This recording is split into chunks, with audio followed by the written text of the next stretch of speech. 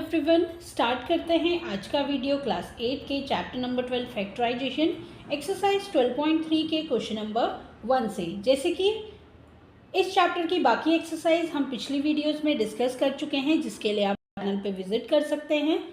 चलिए स्टार्ट करते हैं एक्सरसाइज 12.3 के क्वेश्चन नंबर 1 को, जिसमें हमें गिवन है find out the following divisions. इस क्वेश्चन में हमें डिवीजन करना है, डिवाइड करना है। और क्वेश्चन में 5 पार्ट्स में हमें क्वेश्चंस दिए हैं, 5 क्वेश्चंस दिए हैं, और 5 के 5 क्वेश्चंस में हमें एक मोनोमियल को दूसरे मोनोमियल से डिवाइड करना है।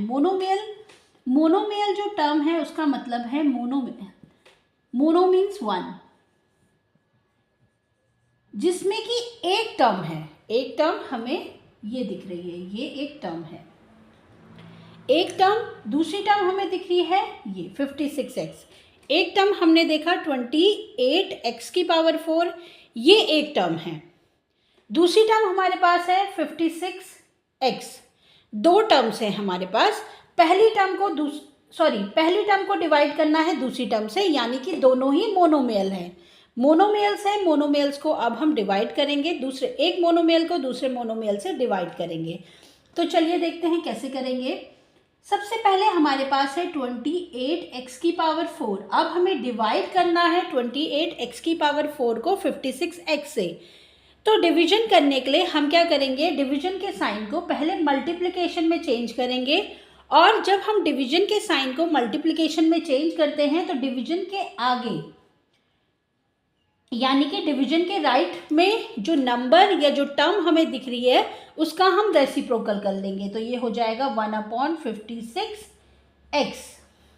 कुछ इस तरीके से हमारे पास एक्सप्रेशन बन जाएगा, 28x की power 4 multiplied by 1/56x। Expression हमारे पास ये है। अब हमें क्या करना है, डिवीजन करना है। तो देखिए कैसे हम डिवाइड करेंगे। अगर हम इसको फर्दर सिंप्लीफाई करें तो इसको हम लिख सकते हैं 28x की पावर 4 अपॉन 56x। तो ये हमने इस तरीके से लिख लिया। हमने क्या किया, डिवीजन करने के लिए जो पहले लिखा था उसको एज इट इज लिख दिया, और जो बाद में लिखा था डिवीजन के बाद या डिवीजन के RHS में, उसका रेसिप्रोकल कर दिया। अब रेसिप्रोकल करने के बाद हमने उसे जब फर्दर सॉल्व किया तो वो इस तरीके का एक्सप्रेशन हमारे पास बना। तो यहाँ पे हमारे पास न्यूमिनेटर में है x की पावर 4 और डिनोमिनेटर में है x की पावर 1। तो यानी कि जब हम कैंसिल आउट करेंगे तो यहाँ पे हमारे पास x की पावर 1 कैंसिल हो जाएगी। x से x को हम कैंसिल आउट कर सकते हैं। यहाँ पे 4 में से एक x माइनस हो जाएगा, यानी कि इसको अगर हम फर्दर देखें तो ये किस तरीके से होगा, ये होगा 28x into x into x into x। ये इस तरीके से रहा होगा, तभी तो इसको x की पावर 4 लिखा होगा, और ये इस तरीके से रहा होगा। एक x से एक x कैंसिल हो गया, तो ये अब कितना हुआ, 28x की पावर 3। तो वही हमने यहाँ पे शॉर्ट में देख लिया कि हमारे पास डिनोमिनेटर में x की पावर 1 था, न्यूमिनेटर में x की पावर 4 था। तो हमने क्या किया, डिनोमिनेटर में जो पावर थी उस पावर को न्यूमिनेटर में माइनस कर दिया। तो हमारे पास रिमेनिंग कितना रहेगा, x की पावर 3। अब नंबर्स को नंबर से डिवाइड कर लेंगे अगर हम, तो हमें पता है 28 इंटू 2 कितना होता है, 56। तो 28 into 1 is 28 and 28 into 2 is 56।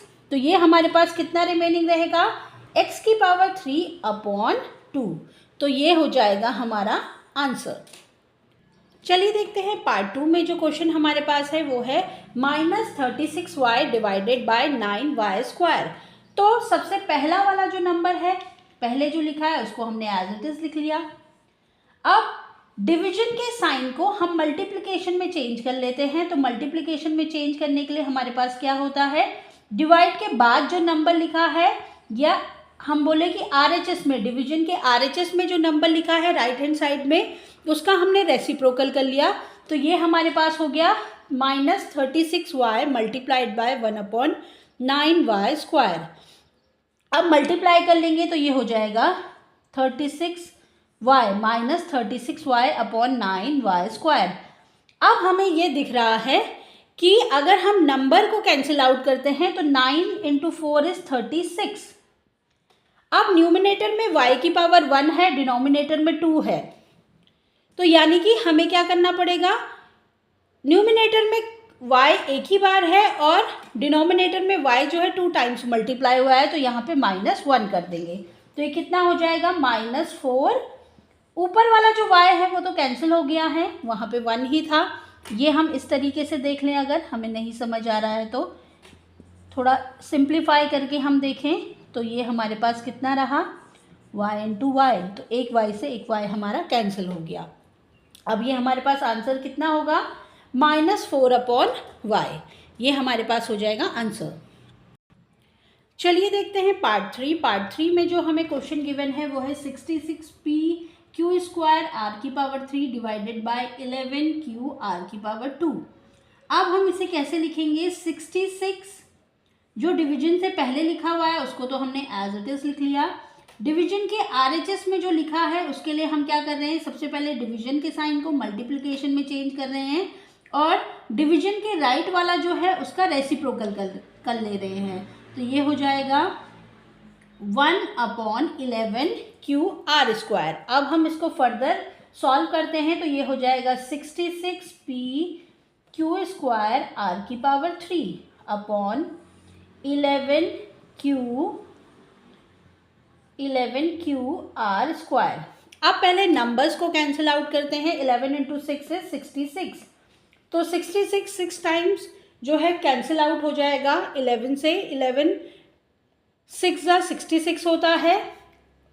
नीचे डिनोमिनेटर में p हमारे पास है नहीं तो न्यूमिनेटर में p एज इट इज रहेगा। न्यूमिनेटर में p की पावर 2 है, डिनोमिनेटर में 1 है, तो हम क्या करेंगे, -1 यहाँ पे कर देंगे। डिनोमिनेटर में r की पावर 2 है, न्यूमिनेटर में r की पावर 3 है, तो यहाँ क्या करेंगे हम 2 माइनस कर लेंगे। तो अब ये कितना हो जाएगा हमारे पास 6pqr।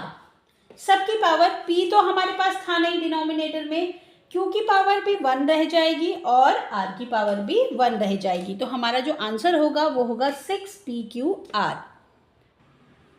चलिए देखते हैं फोर्थ पार्ट में जो क्वेश्चन हमारे पास है वो है 34x³ y³ z³ divided by 51xy² z³। क्या लिखेंगे, जो डिवीजन से पहले नंबर लिखा गया है, टर्म लिखी गई है, उसको हमने एज इट इज लिख लिया। डिवीजन के साइन को मल्टीप्लिकेशन में चेंज किया, तो डिवीजन के बाद जो नंबर लिखा गया है, जो टर्म लिखी गई है, उसका हमने रेसिप्रोकल कर लिया, तो इस तरीके से हमारा एक्सप्रेशन बन जाएगा। अब हम मल्टीप्लाई कर लेंगे तो ये हो जाएगा 34x³ y³ z³ upon 51xy² z³।